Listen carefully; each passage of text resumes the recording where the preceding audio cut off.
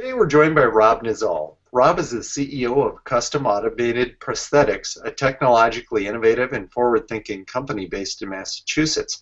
CAP specializes as an outsourcing partner for labs. Rob, thanks very much for your time today. I appreciate it.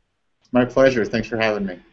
Is outsourcing, as you see it, simply a case of having too much work and not enough hands, or are there other considerations that factor into someone deciding whether or not they want to utilize outsourcing? Yeah, I think outsourcing really needs to be looked at as a spectrum. I think that there's very few things in most industries where people do everything in-house.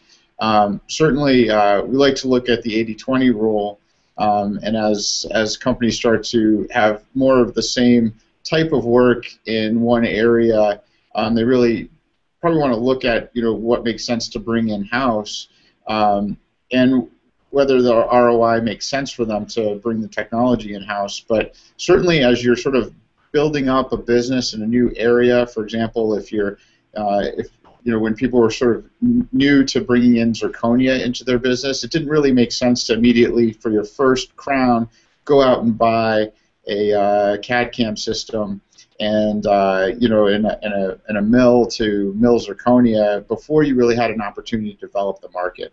So I like to see outsourcing being used as a tool to kind of test the waters, not make a huge capital investment in building up a market for your own business, and see what makes sense for you.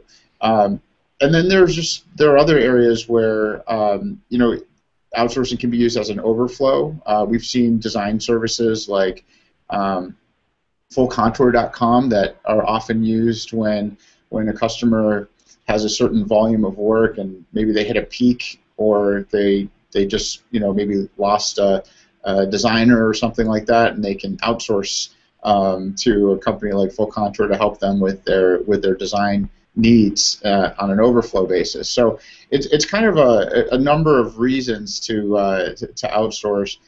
I guess the final area would be that while there are certain areas that are kind of very logical to bring in-house, there are some that right now are just way out of reach for most people. So, for example, there's a bit of a movement in doing printed precious metals as something that's kind of on the horizon and just coming to the market now. And those types of machines and the ability to fill those machines with the materials that go in them are just something that's not really attainable by most laboratories today. So, you see a company like Argon offering that service to outsource, and those companies, the people who use those services, they may mill most of their work in-house today. Like, for example, with zirconia, they might do that in-house, but then outsource a portion of their other work, like printed precious metals and maybe titanium custom abutments. So those things might be a lower volume custom abutment laboratory who can't really justify doing the work themselves or bringing in the equipment themselves. They might just do that. So we always recommend sort of having the right mix for your business for the things that you want to do in-house versus what you need to outsource. What are the challenges of outsourcing? Yeah, everything's got its pros and cons. I mean, I would say, anyone who's had experience with outsourcing knows that, there are things outside. You're putting your product in the hands of someone else to help you move that case along. So with that inherently comes you have to have a really tight communication with the people that you're outsourcing to, ensuring that they sort of understand what your preferences are, what your needs are for each of those cases, so that they can essentially act on your behalf to produce the case. So I would say it can be a challenge if the communication's not there. I think that's probably one of the key things. And I think most labs understand that. I mean, in many ways, labs are acting as an outsourced provider to their customers in terms of creating restorations for their dentists, there's the same kind of communication need between the dentist and the lab as there is between the lab and the outsource provider. So that's one element. Obviously, time is another. We see that at some point, even if you're sending the case digitally to your outsource provider by sending a design file, there's still shipping involved in the process. So if you're sending a model, you've got shipping out and shipping back. If you're sending a file, you've got shipping back. And those can sometimes every day counts. I mean, I think in a world where things are pretty competitive, it's important to be able to have quick turnaround time and ensure that you're getting consistent delivery.